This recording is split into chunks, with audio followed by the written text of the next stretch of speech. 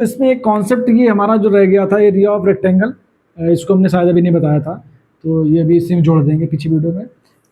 तो क्या है, एरिया ऑफ रेक्टेंगल क्या होता है हमारा, हमने स्क्वायर तो देख लिया था कि स्क्वायर क्या होता है, उसका पेरीमीटर क्या होता है, रेक्टेंगल होता है, उसका मतलब एरिया क्या होता है। अब रेक्टेंगल का एरिया कैसे, एरिया मतलब बता ही था, अंदर का पार्ट सारा।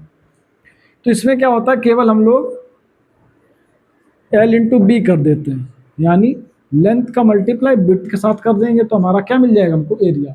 अब जैसे मान लो जिसमें लेंथ कितनी दे रखी है 5 और विड्थ दे रखी है 3, तो 5 3 जा 15 और मीटर है तो मीटर स्क्वायर। ये हमारा क्या हो गया, area of rectangle. L B, L B यानी दो वही लेंथ दो विड्थ, इसमें ये पेरीमीटर निकालेंगे तो ऐसे निकालेंगे किनारे किनारे का। बट अगर हमें एरिया चाहिए तो एरिया का मतलब क्या होता है, ये अंदर का पार्ट, तो उसका फॉर्मूला होता है डायरेक्टली एल इंटू बी, यानी लेंथ और विड्थ कर देंगे, इसका इसका मल्टीप्लाई कराएंगे तो हमें पूरा एरिया मिल जाएगा। ठीक है, तो बस इतना ये कॉन्सेप्ट बचा था, उसको ये देख लो। ठीक, स्क्रीनशॉट ले लो और देख लो, समझ आ गया होगा। तो हेलो बच्चों, फिर से स्वागत है आपका हमारे यूट्यूब चैनल पे। पहले हम लोगों ने क्या कवर किया था, सारे रेक्टेंगल और स्क्वायर्स को देखा था कि एरिया क्या होता है, पेरीमीटर क्या होता है। बट अब तुम्हें कॉन्सेप्ट तो समझ आ गया होगा, पर आप कहोगे सर अगर 2 4 5 क्वेश्चन हो जाए तो बहुत ही बढ़िया है। तो उस पर क्या है, उस पर बेस्ड हमने थोड़ा सोचा लाओ क्वेश्चन करा दे, कैसे क्वेश्चन पूछे जा सकते हैं तुमसे। कहा जाएगा कि एरिया, एक रेक्टेंगल दे दिया गया या स्क्वायर दे दिया गया, और कहा जाएगा इसका क्या है, एरिया और पेरीमीटर दोनों निकालो। तो पहले क्या करोगे, मान लीजिए एरिया निकाल लिया या पेरीमीटर निकाल लिया, और देखते हैं कैसे करते हैं। ठीक है, तो सबसे पहले देखो हमारे पास क्वेश्चन दिया गया, उसकी लेंथ दी गई है हमें 6 सेंटीमीटर। कितनी दी गई है, 6 सेंटीमीटर। और कहा क्या गया है, पेरीमीटर एंड एरिया निकालो। और एक डायग्राम पहले बना बनाया नहीं आएगा, वो छोटा सा क्वेश्चन इस तरह से दिया होगा, और ये तुम्हें खुद ही करना पड़ेगा, समझना पड़ेगा ना। एक इमेज बना लो अपने दिमाग में कि 6 सेंटीमीटर दी गई, इसका मतलब चारों साइड्स होती है क्या, इक्वल। तो एक अगर साइड दी गई, इसका मतलब वो सारी साइड्स का ही दिया गया है कि सारी साइड 6 सेंटीमीटर हैं। तो अब हम लोग देखते हैं पहले कि पेरीमीटर क्या होता है। क्या बताया था, बताओ, याद है किसी को?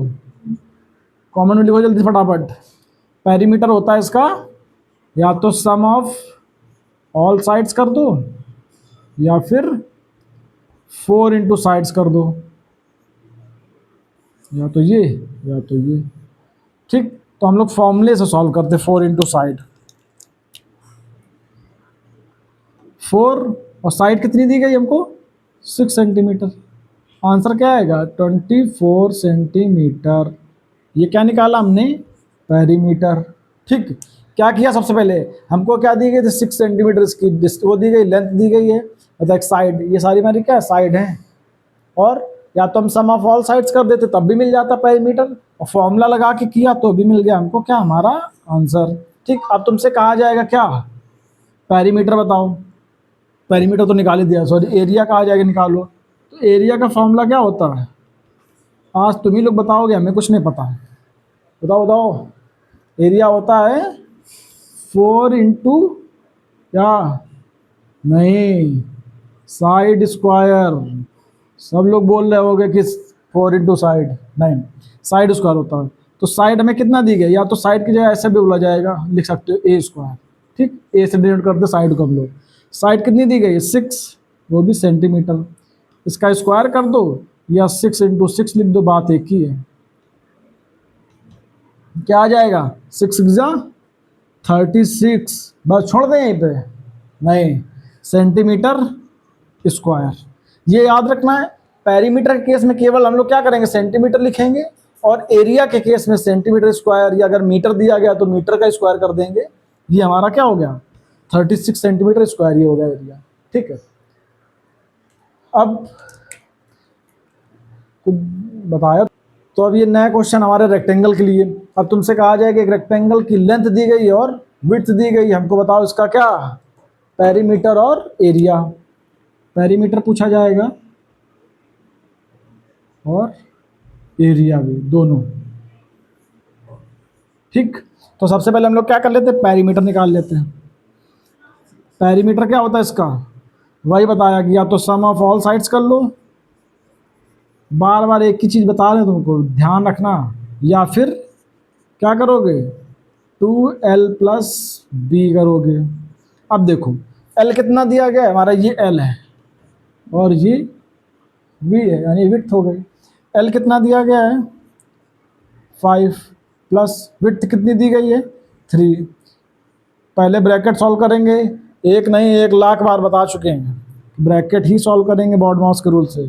5 3 कितना होता है 8, आंसर कितना आ जाएगा 16।